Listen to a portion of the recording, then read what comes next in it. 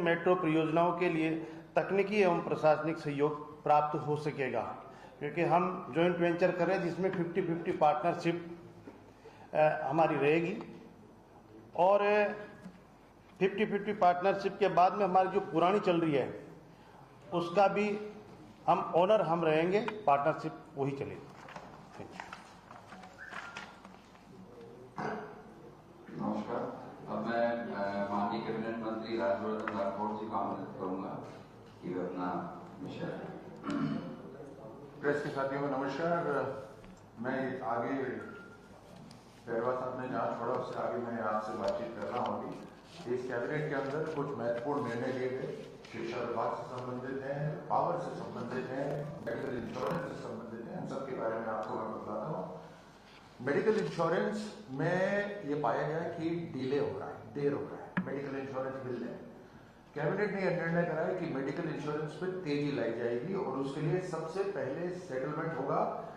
Medical insurance company का जो हिस्सा है सबसे पहले वो सेटल करेंगे, उसके बाद जो बकाया हिस्सा होगा वो आरजीएचएस से सेटल करा दिया जाएगा। इससे सरलीकरण भी होगा और इंश्योरेंस मिलने में तेजी भी आएगी। चिकित्सा विभाग के अंदर ये देखा गया कि सुपर स्पेशलिटी के जो टीचर्स हैं, अध्यापक हैं मेडिकल कॉलेज के, सुपर स्पेशलिटी के जो टीचर्स हैं या सब स्पेशलिटी के जो टीचर्स हैं, उनकी कमी है। उस कमी को दूर करने के लिए एक विशेष भर्ती का आयोजन करा गया है, जिसमें चिकित्सक शिक्षकों की कमी दूर होगी, सुपर स्पेशलिटी और स्वास्थ्य सुविधाओं के अंदर बढ़ावा मिलेगा। इनको पैरेलली जहां पर भी ये सुपर स्पेशलिस्ट काम कर रहे हैं वहां से डायरेक्ट इनको सरकार के मेडिकल कॉलेजेस में लिया जा सकेगा। ये कैबिनेट में पास हुआ है। संस्कृत शिक्षा विभाग के अंदर भर्तियों से संबंधित एक निर्णय हुआ है कि शारीरिक शिक्षक और लाइब्रेरियन ग्रेड 3 इनकी योग्यता अब शिक्षा विभाग के अनुरूप ही की जाएगी और उससे राज्य कर्मचारी चयन बोर्ड माध्यम से शिक्षा विभाग की भर्तियां होगी। उससे तकरीबन 2600 पद का मार्ग प्रदर्शित हो गया है। बिजली आपूर्ति के लिए कुछ बड़े निर्णय लिए गए हैं। जैसा कि आप सबको पता था कि सरकार बनते ही जनवरी, फरवरी, मार्च में जो पीएसयूज के साथ 1.5 लाख करोड़ के जो एमओयूज हुए, अब एक जॉइंट वेंचर कंपनी बनाई जाएगी जिसके अंदर 26% हिस्सेदारी रहेगी राजस्थान सरकार की और 74% हिस्सेदारी रहेगी पीएसयूज की। इसके अंदर कोल इंडिया और आरबीयूएनएल के साथ एक जेवी बनेगा। जेवी से जो बेस लोड है बिजली का वो कम होगा और जो लोड डिमांड आ रहा है वो उसकी पूर्ति होगी। पहली परियोजना जो होगी वो होगी काली सिंध के अंदर झालावाड़ में 800 मेगावाट की, और दूसरा जेवी जो होगा वो 2000 से 2500 मेगावाट सौर ऊर्जा, उसका पंप स्टोरेज का भी और पवन ऊर्जा परियोजना का स्थापना, ये दूसरा जेवी है। इस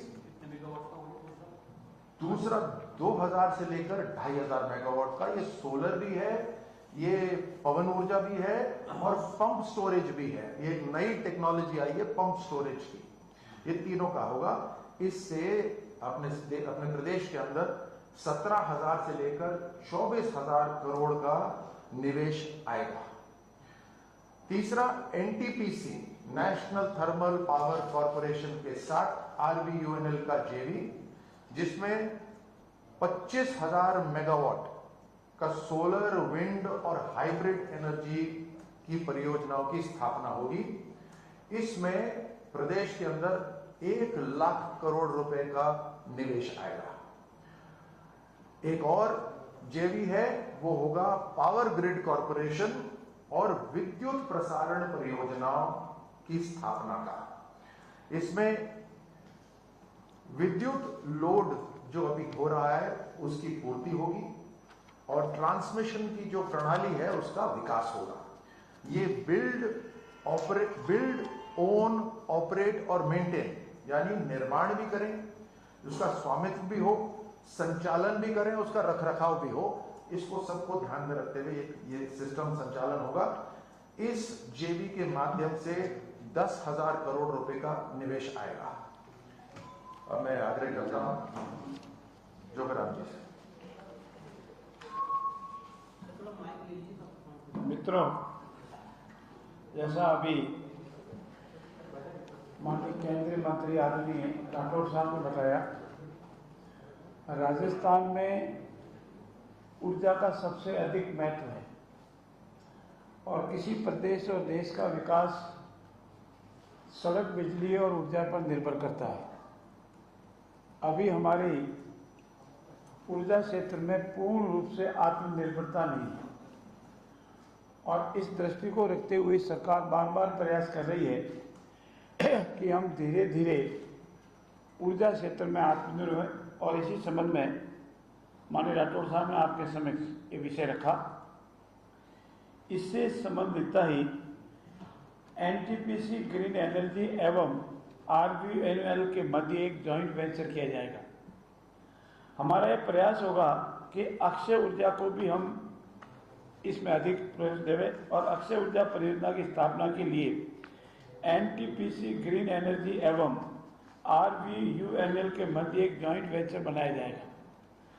इस सब का उद्देश्य पीछे यह है कि ये जॉइंट वेंचर 25,000 मेगावाट की सोलर, विंड, हाइब्रिड एनर्जी सहित नवीन ऊर्जा परियोजनाओं की स्थापना करेगी ताकि राजस्थान में हमें बिजली में आत्मनिर्भर होने की और अग्रसर हो सके। इस जॉइंट वेंचर के माध्यम से प्रदेश में करीब 1 लाख करोड़ का निवेश होने की संभावना है।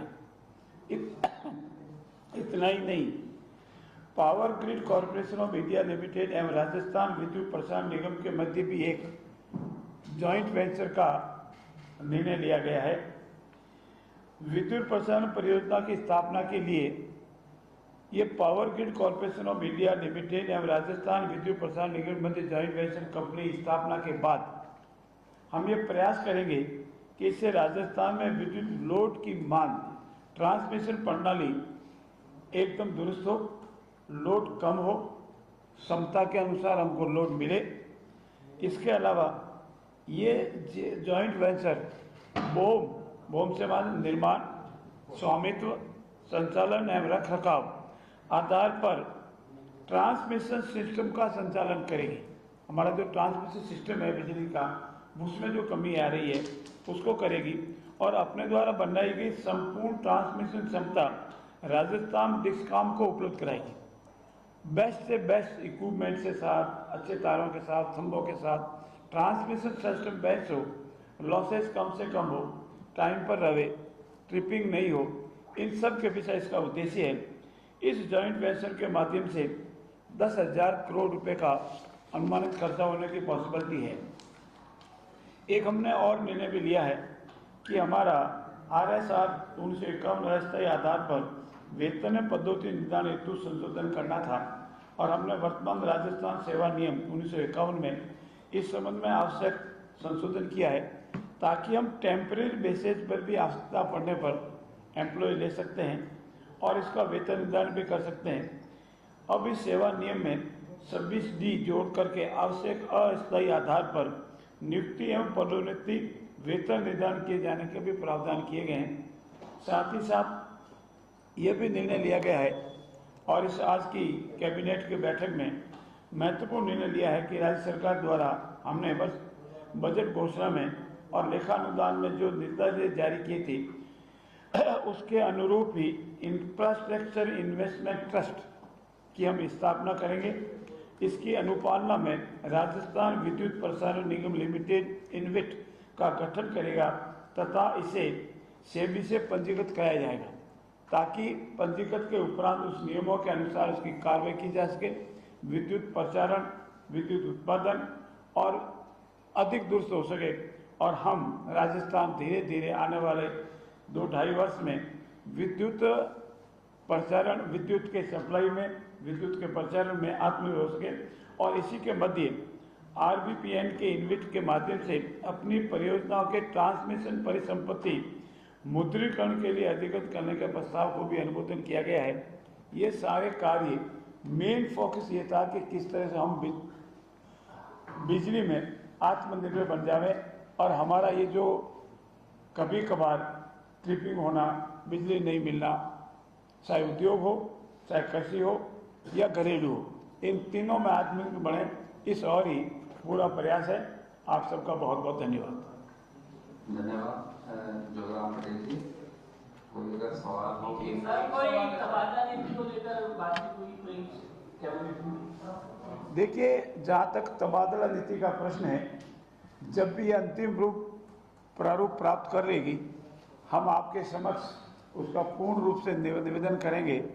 अभी अनेक चीज़ें ऐसी है जो विचाराधीन रहती है, उसमें अनेक तरह के सलाह, पक्ष विपक्ष, लाभ हानि, पक्ष निपक्ष, सब बातों को विचार करने के उपरांत जब भी अंतिम रूप प्राप्त करेगी तो आपको अवश्य बताई जाएगी। सर, बिजली में आत्मनिर्भर बनने की तैयारी है, इसमें बड़ा राशि का खर्च भी होगा क्योंकि राजस्थान का भौगोलिक आकार इस तरीके का है, तो क्या इसमें निजी क्षेत्र को भी प्रोत्साहन की तैयारी है साथ में, क्योंकि आपने जो जॉइंट वेंचर किया वो पूरे आधार पे? इसमें निजी क्षेत्र देखिए, ये लक्ष्य रखा गया है राजस्थान की सरकार ने कि 2027 तक राजस्थान पूर्ण रूप से बिजली में आत्मनिर्भर हो जाएगा। आप भी जानते हैं कि 2018 तक जो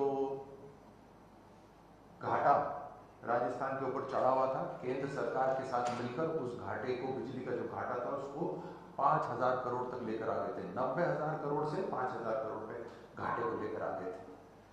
और फिर पिछली सरकार ने मात्र 5 साल के अंदर 1,30,000 करोड़ का घाटा फिर से चढ़ा दिया राजस्थान के ऊपर।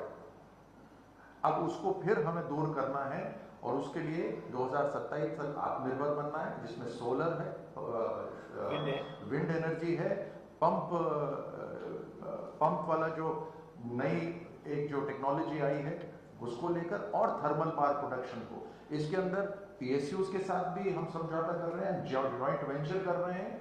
जॉइंट वेंचर करने का कारण यह है कि वित्तीय भार हमारे ऊपर नहीं आएगा और जो उत्पादन होगा उसका जो लाभ है वो राजस्थान को बिजली के रूप में भी मिलेगा और पैसे के रूप में भी मिलेगा।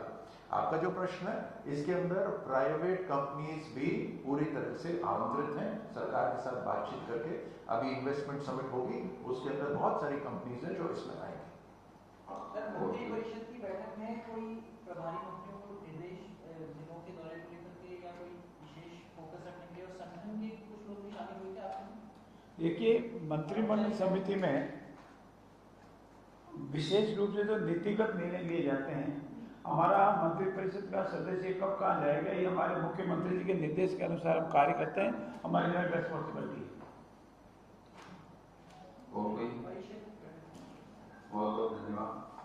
काउंसिल ऑफ मिनिस्टर्स की थी, उसके अंदर जैसे अभी लक्ष्य रखा है पेड़ लगाने का, तो पूरे प्रदेश के अंदर करोड़ों की संख्या के अंदर पेड़ लगाए जाए। उसके अंदर प्रभारी मंत्री सब अपने अपने प्रदेश अपने जिम्मेदारी का क्षेत्र वहाँ जाएंगे।